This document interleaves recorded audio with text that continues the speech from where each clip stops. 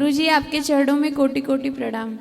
गुरुजी हर रोज हम लोग आपका प्रवचन सुनते हैं, आज आपको साक्षात दर्शन मिला, उसके लिए बहुत खुशी हुई। हमारा परिवार हमारे साथ आज आया है, हम लोग कल निकल रहे हैं, हम लोग बनारस से आए हैं। गुरुजी हमारा प्रश्न है कि हम लोग वृंदावन आते हैं तो हम लोग राधे कृष्ण, और केदारनाथ जाते हैं, बद्रीनाथ जाते हैं, तो हम लोग मतलब भगवान हर जगह हर अलग अलग रूप में है।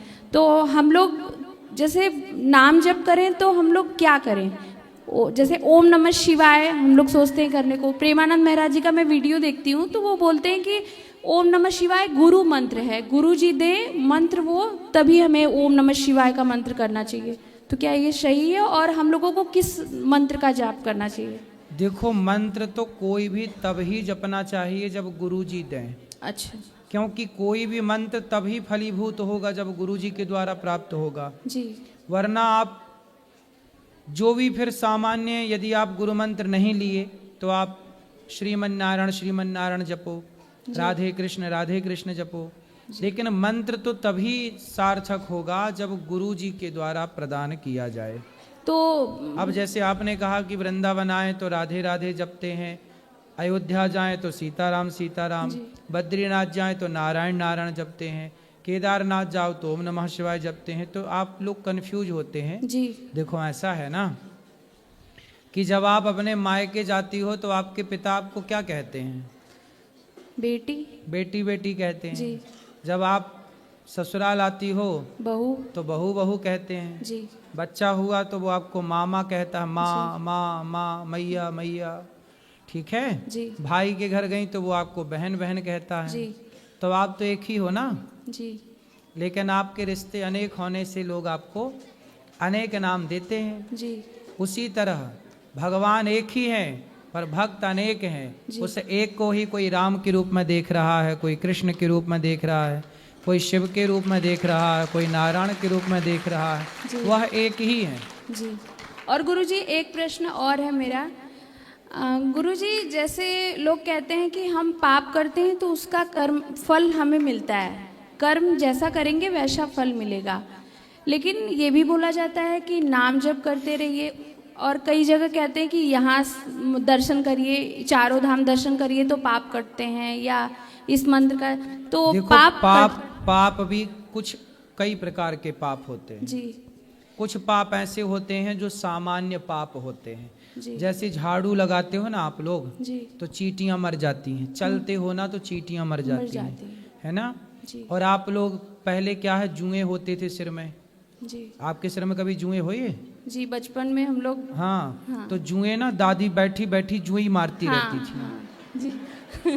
ऐसे ऐसे, तो ये सामान्य पाप थे जी।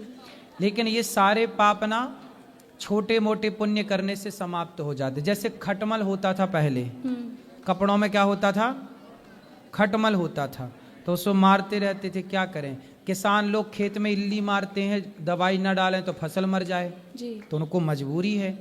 बस ये सामान्य पाप है, करने हम चाह नहीं रहे हैं कि हम चींटी को मारना नहीं चाहते, पर पांव रख दिया मर गई।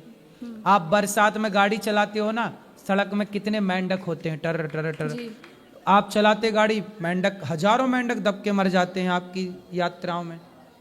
ये सामान्य पाप हैं, इनसे हम बच नहीं सकते जी। चींटी की मृत्यु, मेंढक की मृत्यु, मच्छर, आपने हाथ रखा मच्छर मर गया, मक्खी, आपको कॉकरोच मारना ही पड़ता है, चूहे के लिए आप लोग कितना कुछ करते नहीं। हम चाहते नहीं कि चूहे को मारें, लेकिन फिर भी ना चाह करके भी कई बार चूहे को बंद करके फेंकना पड़ता है। ये सामान्य पाप है, क्या करें। ये गृहस्थ में है तो इन पाप को किए बिना गृहस्थ भी नहीं चल सकता, क्योंकि या फिर चूहे काटे तो फिर सहो कि भाई चल नुकसान करता रहे। लेकिन कुछ लोग तो सहते रहते हैं, ठीक है, लेकिन कुछ लोग तो निर्णय लेते हैं कि भाई पिंजरे में बंद करके बाहर फेंको, या कई बार वो मारने का भी निर्णय ले लेते हैं। दवाई रख दी, जहरीली दवाई, चूहे को रोटी मिला के, भात मिला के, और चूहा आया, चावल खाया, उसमें जो दवाई थी मर गया है। तो ये सब पाप जी। बचेगा कोई नहीं, लेकिन इन पापों का प्रायश्चित है। आप सूर्य भगवान को जल चढ़ाओ, कीर्तन करो, नाम जप करो, तीर्थ यात्रा करो, तो इन पापों से मुक्ति मिल जाती है जी। लेकिन कुछ पाप होते हैं, जैसे महापाप, एक होते हैं पाप, ये सब पाप की श्रेणी में आया। ये पुण्य करो, भागवत जी सुनो, तीर्थ करो, ये सारे पाप नष्ट।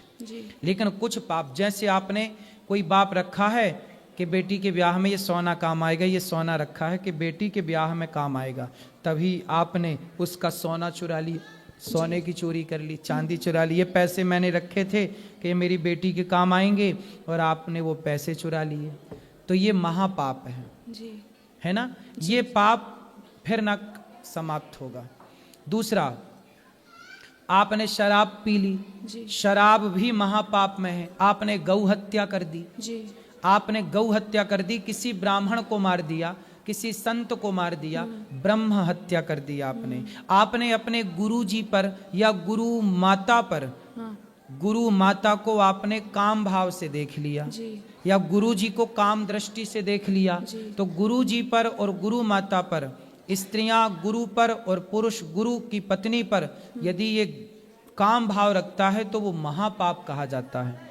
तो ये महापाप यदि आपसे होते हैं तो इन महापापों से फिर ये सामान्य चीजें नहीं, उसके लिए फिर वो कटती ही नहीं, उसका अवश्यमेव भोक्तव्यम, फिर वो भोगना ही पड़ता है।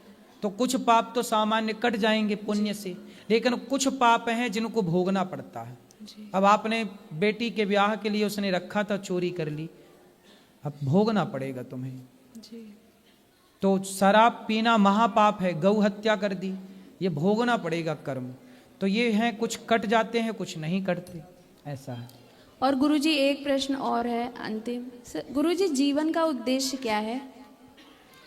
जीवन का यही उद्देश्य है कि हम इस जीवन को पाकर सब दीन दुखियों की सेवा करें, किसी के काम आए, सबको हंसाएं, सबको प्रसन्न रखें, सबके आंसू पोंछें, सबके काम आए, किसी को रोटी खवाएं, किसी को पानी पिलाएं, किसी को कपड़े दें। और कोई हमारे साथ गलत करे तो गलत करे तो जो तुम्हें जिन मोही मारा ते में मारे, कोई गलत करे तो उसकी खोपड़ी में मिर्ची का धुआं उसकी नाक में डालो, उल्टा लटकाओ और मिर्ची का धुआं।